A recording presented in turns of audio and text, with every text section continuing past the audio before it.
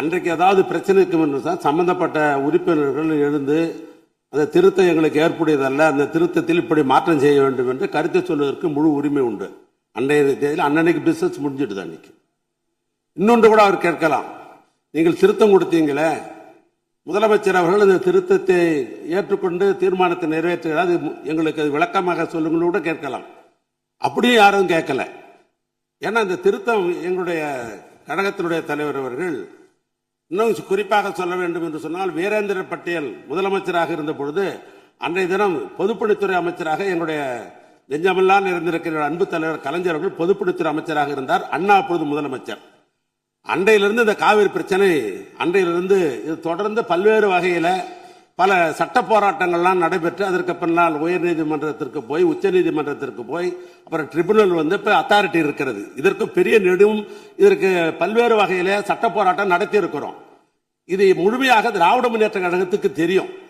ஆனால் புதிதாக பொறுப்பேற்றிருக்கிற அரசாங்கம் இதில் வெற்றி பெற வேண்டும் என்று அவர்கள் கருதுகிறார்கள். எனவே நாமும் அதற்கு உறுதுணையாக இருக்க வேண்டும் என்று சொன்னால், இது தமிழக விவசாயிகளுடைய பிரச்சனை, காவிரி டெல்டா பிரச்சனை, இதில் அரசியலே கூடாது, இதில் முழுமையாக ஒத்துழைக்க வேண்டும் என்ற உணர்வோடு தான் இந்த பிரச்சனை வருகை என்ற உடனேயே வில்சன் மூத்த வழக்கறிஞர் அழைத்து டெல்லிக்கு அங்கே இருக்கிற சம்பந்தப்பட்ட வழக்கறிஞரிடத்திலாம் இரவோடு இரவாக பேசி இதற்கு இப்படி திருத்தம் கொண்டு வந்தால்தான் இது முழுமை பெறும், பிற்காலத்திலே உரிமையாக அந்த மேகதாது அணையை கட்டுவதற்கு நிறுத்த முடியும் என்ற நிலை ஏற்பட்ட பின்புதான் எங்களுடைய எதிர்க்கட்சி தலைவர் அவர்கள் இந்த திருத்தத்தை கொண்டு வந்தார்கள். முதலமைச்சர் அவர்களும் அதை படித்து பார்த்து பெருந்தன்மையோடு இதை இணைத்து ஒன்றாக போராடுவோம் என்ற நிலையில் தான் அன்றைக்கு அந்த தீர்மானத்தை நிறைவேற்றிருக்கிறார். அதற்காக திராவிட முன்னேற்ற கழகத்தின் சார்பாக அவருக்கு எங்களுடைய பாராட்டுதலையும் நன்றி அந்த நேரத்தில் தெரிவித்துக் கொள்கிறோம். அதில் ஒன்றும் மாற்று கருத்துமல்ல. 110 நாங்கள் எதுவும் சொல்லல. தமிழ்நாட்டு முதலமைச்சர் அந்த இறந்த குடும்பங்களுக்கு 10 லட்சம் ரூபாய் கொடுக்கலாம் என்று ஒரு கருத்தை சொல்லி இருக்கிறார். அதை நீங்கள் ஏற்றுக்கொள்ள வேண்டும் என்று நான் கேட்டுக்கொள்ள விரும்புகிறேன். ஏற்கனவே ஒரு மானிட்டரிங் கமிட்டி இருக்கிறது லேபர் சைடில், விழிப்புணர்வு உருவாக்க வேண்டும் என்று அவரே ஒரு புள்ளிவிவரம் படித்தார். 27,000 தொழிலாளர்கள் ஈடுபடுகிறார் என்று இருக்கிறார் என்று சொன்னார். எனவே இந்த 27,000 தொழிலாளர்களுக்கும் முதலாளிகளுக்கும் ஒரு விழிப்புணர்வு உருவாக்குவதன் மூலமாகத்தான் இது கட்டுப்படுத்த முடியும். ஏன்னா ஒரு அரசாங்கம் எல்லா இடத்திலையும் தனியார் இடத்திலாம் போய் பார்க்க முடியாது. விழிப்புணர்வு உருவாக்க வேண்டும்.